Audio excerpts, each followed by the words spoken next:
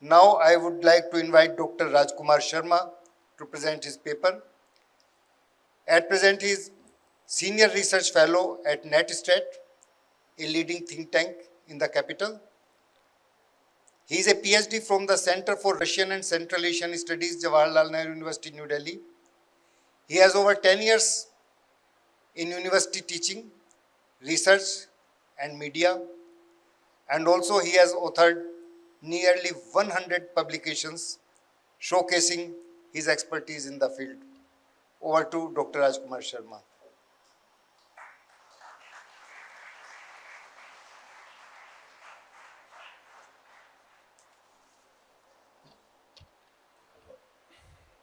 Good afternoon, everyone.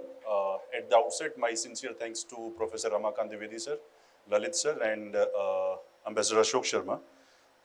It is through the India Central Asia Foundation that I found my wings in research and, of course, academia. I'll be speaking on India Central Asia economic relations, prospects and challenges. Some of it has already been covered by Anita ma'am. So maybe I'll try to add on what I can. Now, if you see India's economy, I mean, India's economic picture is quite clear to the world. It is going to be the top 3 by 2050. So India, what we bring to the table is that in terms of scale, the scale of India's economy, right? So it is expected that by the year 2050, India will be in the top 3, depending on certain conditions, but more or less it looks to be a certain picture. Now, if we see Central Asia's location in, it is our extended neighborhood. And if we go back to the times, ancient times and say before 1947, then what we see is that there was people-to-people connectivity which brought trade along with itself. Ancient Silk Road is one example. But because this connectivity got broken down, because Central Asia undercame Soviet, it was not Soviet, the Tsarist Russian Empire, and we became the colony of the British. So the people-to-people connectivity was broken down, because of which the trade suffered between the two regions. Now, along with this, since then, finding a direct trade route with, when we became independent in 1947, Pakistan was created. It was carved out of India, and it created the main connectivity problem between India and Central Asia, because Pakistan would never like to give access to India because that is the shortest connectivity to Central Asia. Now, what has happened is that India's connectivity with Central Asia depends on third countries. When you have third countries in the picture, it creates bottlenecks, right? You can take the example of Afghanistan, Pakistan, as I said, right? They won't give India access. Afghanistan has been interested, but Pakistan is the main culprit. Second problem would be we are working on Chabahar in Iran, but now, again, because Iran has not been on good terms with the Americans, right? There have been sanctions on Iran, and Iran's foreign policy has brought some of the problems for, it's a sovereign choice of the country, so the way they feel it, they have been boxed up in some kind of, in the region, and there are currently tensions between Israel and Iran. So what I'm trying to say is that, our Chabahar initiative may potentially suffer in times to come. So this is the main problem that we have. Now, if you see the trade of India's trade with the Central Asian countries, it is almost anything between 0.5% to 1% of India's total external trade, which is very, very less, around $2 billion, right? And of course, apart from this, if you see the statistics, then I can, give you the data country-wise. India's biggest and largest trade partner, investment partner in Central Asia is Kazakhstan. Our bilateral trade with Kazakhstan is around $1 billion, and by the way, it has come down in last 2-3 years, because in 2021 it was $2 billion, so it has decreased by 50% almost. Indian exports to Kazakhstan are close to 580 million, and our imports from Kazakhstan are somewhere around $450 million. Our investments in Kazakhstan are around $460 million. So that is the picture for Kazakhstan. Uzbekistan-India trade is around 760 million per year. And our investments, by the way, for Uzbekistan, India is in the list of their top 10 trade partners, right? And this trade has increased, by the way, massively. Ever since this government has come, I think there has been a push in trade with Uzbekistan. Apart from this, what you also find is that India's investments in Uzbekistan are around $60 million. India's trade with Turkmenistan is around $113 million, while that with Kyrgyzstan is $118 million. And with Tajikistan, this is anything between 18 to again $100 million. So that is the trade picture that we have with Central Asian countries. As has been highlighted, the problem remains connectivity. Now, we also have energy trade, as Ashok Shah has also highlighted, but we are getting good supplies of uranium from both Kazakhstan and Uzbekistan. We have nuclear deals with them. And these countries are supporting India's transition to clean energy, right? And they are also supplying uranium to India because both Kazakhstan and Uzbekistan are one of the biggest producers of uranium in the world. So we are also building our strategic uranium reserves, like we have strategic petroleum reserves. So these are basically for emergency uses, and both Kazakhstan and Uzbekistan have been supporting India with supplies of uranium. Now, Central Asia's total population is somewhere around 80 to 85 million, and it is a region where, Indian culture is very, very popular, right? Ashok sir just highlighted that, if they want to buy anything from China, of course they can do that. But we have an advantage in terms of our culture because, as was also highlighted in the first session, Indian movies are very, very popular, Indian clothes, Indian food. So that ways, we have had that geocultural connect that was there since history that survives in one way or the other. Okay, so what I'm trying to tell you here is that India and Central Asian republics, both the sides are politically stable and their economic growth outlook is good. So because we are very close to one another, we should look to further augment our relations in trade. And that is happening at the government level also, because in February 2020, the India Central Asia Business Council was established in Delhi within the framework of Foreign Ministers Dialogue. We have started a foreign ministers dialogue with Central Asian countries in 2019, under which we have a business dialogue as well. Apart from this, this council has 4 working groups, which are oil and gas, agro-processing and agriculture machinery, transport and logistics, and pharmaceuticals and biotechnology. There are immense opportunities available for both the sides because we are working on a free trade agreement with Eurasian Economic Union, in which Russia is the main partner, but at the same time we have Kazakhstan and Kyrgyzstan, which are also members of Eurasian Economic Union. So whenever we have this free trade agreement, naturally our trade with them is going to increase. I want to put some specific focus on the education sector cooperation between India and Central Asia. Indian universities are already operating their campuses. One country is Uzbekistan. Amity University and Sharda University have opened their branches in Tashkent and Andizan. And also we have Shambram University in Jizak region and Acharya University in Bukhara. I'm speaking at Mary Institution, which is, there is a lot of expertise in management. I recall my recent visits to Uzbekistan where, my translator wanted to do management. And I told him that, India is one of the options, right? Mary potentially could look at some kind of overseas campus in Uzbekistan, because this is currently happening between India and Uzbekistan. Apart from this, there is also this, India can also tap into the skill development and capacity building areas like information technology, management I highlighted, the IIM campuses, IIT campuses. There is a lot of demand for, technical expertise in Central Asia. Digital economy has already been highlighted by Anita ma'am. And of course, if I were to put it in a way, we can have a digital Silk Road between India and Central Asia. There was an ancient Silk Road, today it can be the digital one. There are also opportunities in micro, small and medium enterprises sector between India and Central Asia in areas like textiles and apparel. Because cotton fabrics, ethnic wear, saris and ready-made garments from India are likely to be popular because Indian, our clothes and their ways of wearing are quite similar in a sense. All Central Asian republics produce high quality cotton. Indian textile companies may set up some integrated textile plants in the region to manufacture good quality cotton and blended fabrics. At the same time, this can be highly profitable for Indian companies as lucrative European markets are only 10 to 12 days away from Central Asia. The Central Asian cuisine offer incorporates diverse spices like cumin, coriander and turmeric. Pickles from India may find a good demand in Central Asia. Even Indian tea is quite popular. And we are talking about consumer, goods. Uzbekistan should be at the center because this is the most populous country in Central Asia in terms of the market size. Given the close historical and cultural ties that have been already highlighted, tourism is something which is changing, right? Indians are, we are going to Southeast Asia, we are going to West Asia. We also need to visit these beautiful countries in Central Asia.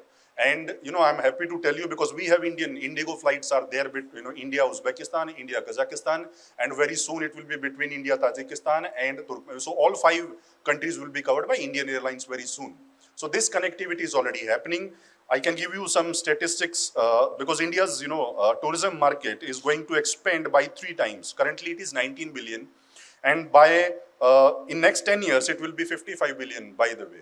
And Indians are known to visit exotic places, and we are one of the tourist nations, right? So this tourism, this industry is expanding. Kazakhstan, for example, last year 80,000 Indians visited Kazakhstan, mainly because of connectivity has improved. And what Kazakhstan has done is that they are giving visa-free travel to Indians for 15 days. So you have eliminated the hassles, right? So maybe other Central Asian countries can also do the same.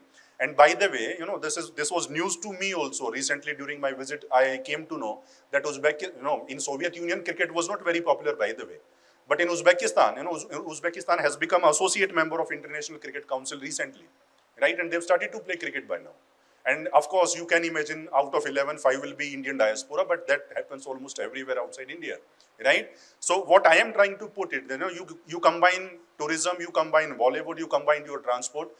Tashkent is only 2.5 hours away from Delhi. It is like Delhi capitals traveling from Delhi to Hyderabad, right? And people are moving along that, right? So we can have this kind of connectivity where you combine sports, you combine your culture, and it can lead to a surge in tourism industry. America hosted T20 World Cup, right? America is not known to be it's more like a baseball country than the cricket country. But cricket can bring that, kind of, I think that wild card thing that India today needs in Central Asia may be these connectivities between the people. And lastly, in terms of specific areas of economic cooperation, Tajikistan has the potential for hydroelectricity generation, power transmission, mining, full chain of cotton processing and tourism. There are almost 1,400 medical students at Avicenna Tajik State Medical University who contribute around 9 million to the Tajik GDP every year. Apart from this, pharmaceuticals, renewable energy, solar energy hold good potential in case of India-Turkmenistan ties. Indian companies have strong interests in exports of pharmaceutical, mechanical equipment, auto parts, IT to Uzbekistan. And recently, we have also signed a bilateral investment treaty with Uzbekistan. Our foreign minister was in Uzbekistan to protect the mutual investments between the two sides. So that is another good news. And sectors like pharmaceutical, textiles, automobiles, IT are also quite promising between India and Kazakhstan. So what I am trying to sum up here is that we have had a good geocultural relation. The size of Indian market allows this kind of connectivity. As Sanita ma'am said, you need to reimagine connectivity.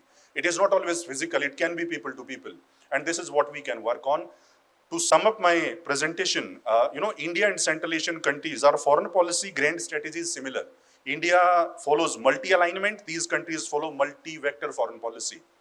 They need to look beyond Russia and China, and this is where India comes into the picture. So I'll stop by saying that a strong economic connect between India and Central Asia, by doing this, we will support each other's multi-alignment and multi-vector foreign policies. Thank you.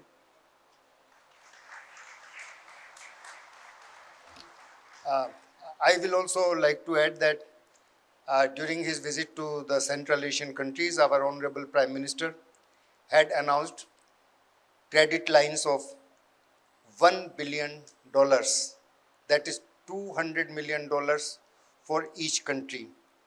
Now we have to find out why these credit lines are not being utilized, what are the bottlenecks, and what kind of terms and conditions we have that are not found suitable by our friendly countries.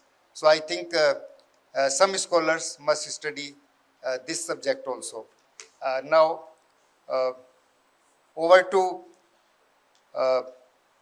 from Central Asia to Indo-Pacific. And our first speaker is Professor Shankri Sundaraman. She is a professor at the Center for Indo-Pacific Studies, CIPS, at Jawaharlal Nehru University, New Delhi. She specializes on Indo-Pacific affairs, focusing on the region's geopolitical and economic dynamics, and she offers deep academic insights on the evolving landscape in the Indo-Pacific region. Madam. Thank you very much for your introduction. A very warm good morning to everyone. At the outset, let me begin by thanking a very old friend of mine from our IDSA days, Professor Ramakant Dwivedi, for asking me to join this dialogue. And when Ramakant actually mentioned to me that this is about India's relations with Central Asia and Southeast Asia, my first thought was, what is the connect? And why are we looking at these two, distinct regions across it?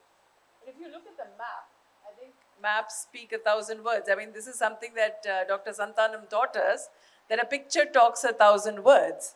And if you look at the map and you look at the location that India has across this region that is connecting Southeast Asia with Central Asia, and I was just talking to Sir about it, that, the entire logic of where the Indo-Pacific evolves from almost becomes evident here.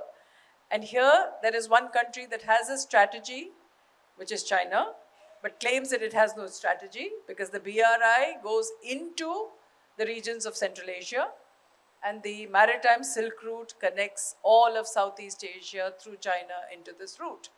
And then we're talking about connectivity, we're talking about economics, and we're talking about energy.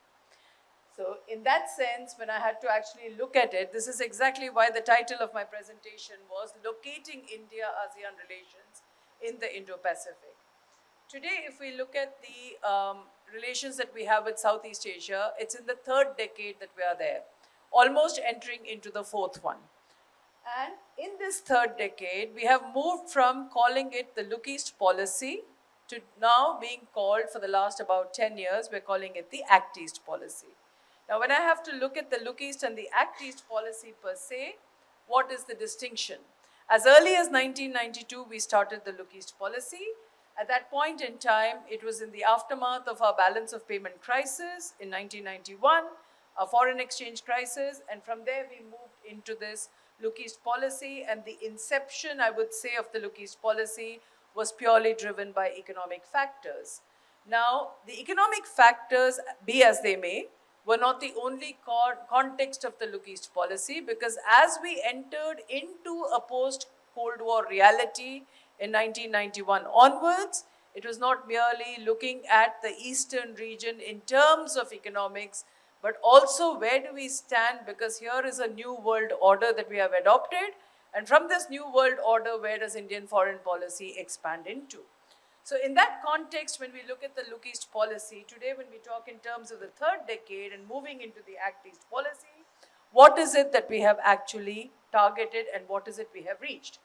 It's interesting that India is probably one of the few countries that within the first decade of its foreign policy initiative towards the East, we moved into this dialogue partnership with the ASEAN countries, which was this ASEAN Plus One framework that we established as early as 2002.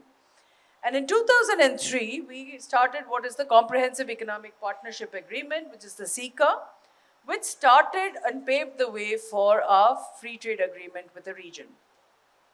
Interestingly, from 2014, we started calling this the Act East policy. Now, at the domestic level, there was a critical shift within India in 2014, and I think the Act East policy resonates on two factors. One, it indicates what this domestic shift was, because here you have a new kind of a dispensation. The dispensation also wants to lay claim to its own foreign policy tag.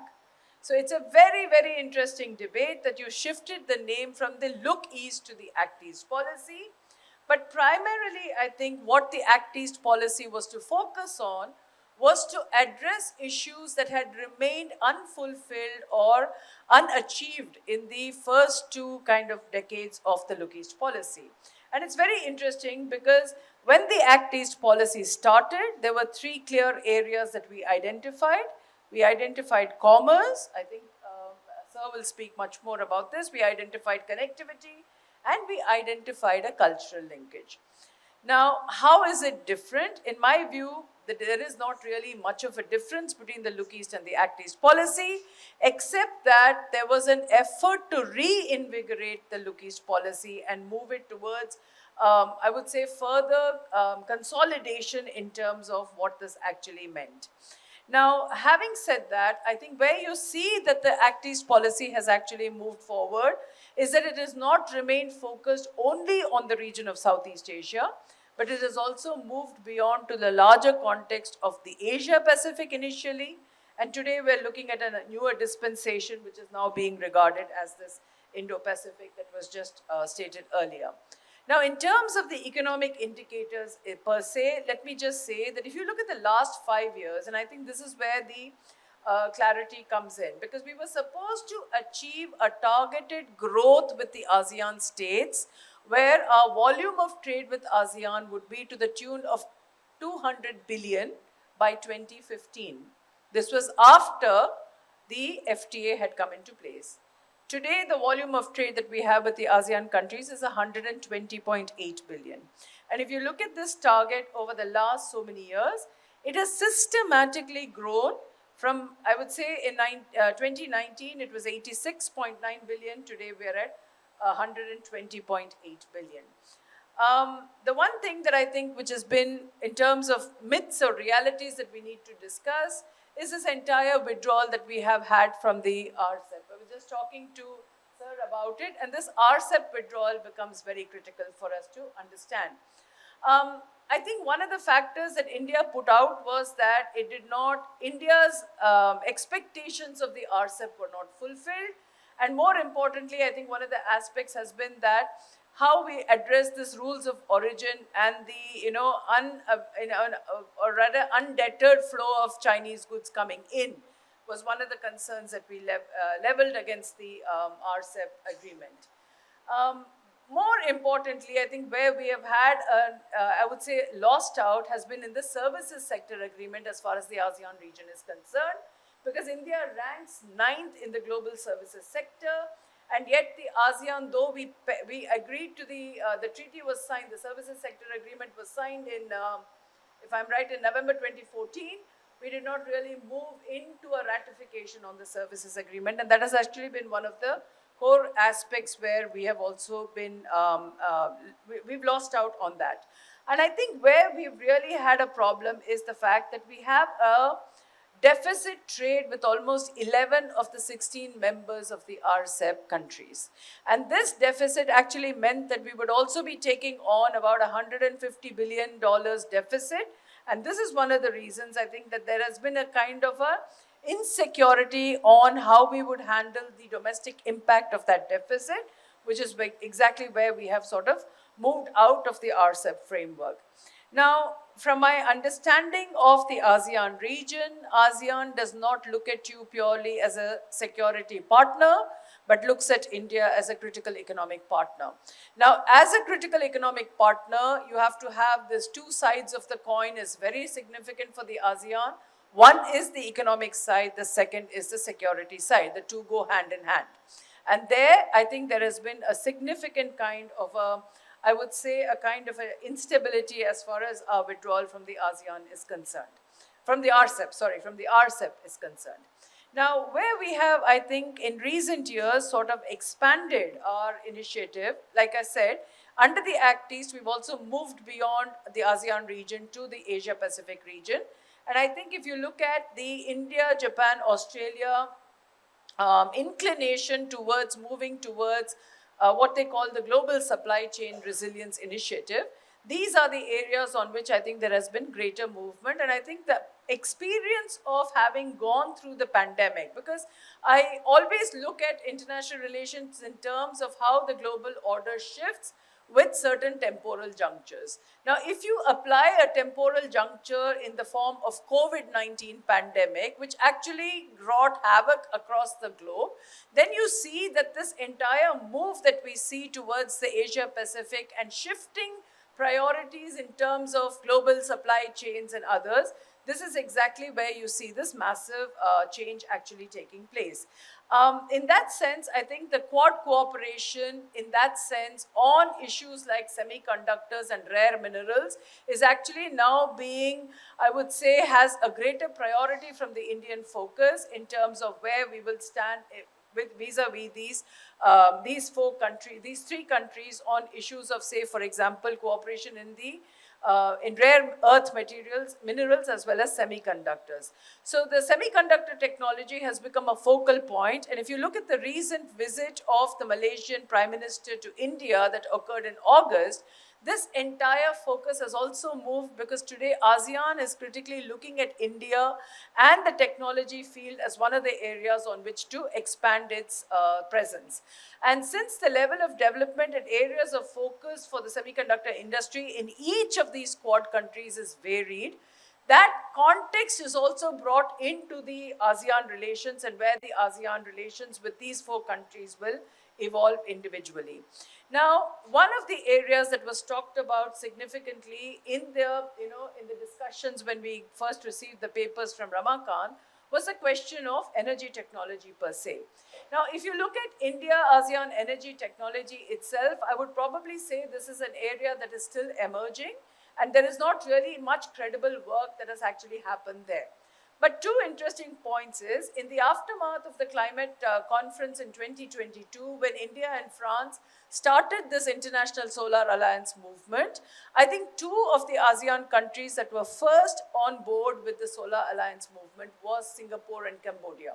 More recently, you also see the question of Malaysia joining into that. But apart from that, if you look at the recent conference that happened last month in Singapore, I think what you see is the Central Electricity Regulatory Commission and the ASEAN Association are now looking to promote as many opportunities for mutual cooperation to look at low carbon energy options in the region. And this entire focus on a lower carbon energy region and what they call the small modular nuclear reactors, which can provide civil energy options to the region, are also coming greatly into focus. And India is also looking at focusing on this aspect. The third aspect, so economics, energy, and then the third aspect is the connectivity issue. Now, on the connectivity question itself, I think there is a disparity within the country in terms of the prerogatives of enhancing connectivity within the Indian context itself. Because if you have to look at a land connectivity across through the region of Southeast Asia, without a doubt, the region of Northeast India comes critically into focus. Now, the applicability of this connectivity, any connectivity projects has to go through the regions of Northeast India and the first country of Southeast Asia with whom we share the longest land border, that is Myanmar. Now, considering exactly the level of instability that Myanmar has faced over the last 3.5 years, the question of any of these connectivity projects moving through the region of Myanmar into the rest of Southeast Asia becomes that much more debatable. For example, we've been talking about the India-Myanmar trilateral highway, as far as I know, for the last 20 plus years, and we still have not made headway on this. I have argued in one or two of my papers and several other forums such as this, that there is from our side a connectivity deficit, or I would say a delivery deficit, in terms of how we address the connectivity projects. So one of the main projects has been the India-Myanmar trilateral highway, India-Myanmar-Thailand trilateral highway, sorry. And then what we call the Lido Road or the Stillwell Road. The Stillwell Road is a road that actually connects all the way from Kolkata up to Lido and from there all the way up to Lashio. Now, if you look at this possibility of opening up this road connects Ledo all the way to Bhamo in Myanmar. And again, the entire focus has been the question of instability in Myanmar. The BCIM economic corridor that was opened up as long back as 2012, the entire focus of the economic corridor was to allow for the movement of trade and people across this region. Again, it remains almost a non-existent. I mean, it's in paper, it's there, but it's not yet implementable, it's not yet used. So these issues have been actually very critical. And again, like I said, all these roads go through one critical country, and that is Myanmar. The Chennai-Dawai corridor is another option that is being explored, but that is going to be a sea link between the two cities of Chennai and Dawai. And furthermore, the only one that has seen any, I would say, implementation is today the Kaladan multimodal transport corridor that has actually come into effect. But yet, the impact on the political instability in Myanmar will continue to have an impact on the region. It is also very critical to understand that this project lies at the Rakhine province, Arakan region. And as a result, the impact of the political instability in the Rakhine, the issues relating to the Rohingyas, all these actually feature into the discussions when we have to take the Kaladan multimodal project into context. The BBIN, of course, does not really connect with all of Southeast Asia, but more importantly with the rest of the region in South Asia. But in any case, Bhutan has pulled out of it for, environmental reasons, and as a result of it, this has actually not moved forward. So when you talk in terms, this will come to my last point, that when we talk in terms of what is actually the potential that we have in terms of pushing these connectivity projects forward, I think one of the I would say projects that was considered at some point in time was the establishment of what we call this Indo-Pacific Economic Corridor. Because if you look at this map, connecting South Asia to Southeast Asia through the land route becomes so critical for you to have any capacity to move towards the western side, okay? So it has to be a connectivity that includes South Asia, Southeast Asia, and then Central Asia. And this context of connectivity becomes extremely important because the logic of an Indo-Pacific Economic Corridor actually does not even exist except in the minds of those who conceived it, okay? And it's interesting because if you look at the amount of money that is required, the resources that is required for this corridor, the resources required totals about 75 billion US dollars. Okay, in terms of about 18 billion in terms of the connectivity for roads, 34 for railway linkages, and these are all on paper. There is an ADB report that talks of connecting South Asia to Southeast Asia on the lines of the greater Mekong sub-region, and there is about 34 billion for railway linkages and about 11 billion for ports and 10 billion towards energy trading. And on date, what you have in hand in terms of committed amount is about 8 billion.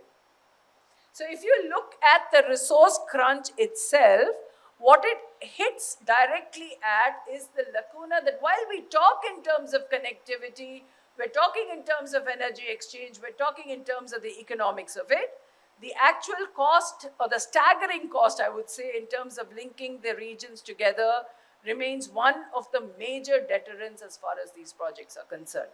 Let me stop with that. I'll take the rest in questions because I've covered my 10 minutes. Thank you.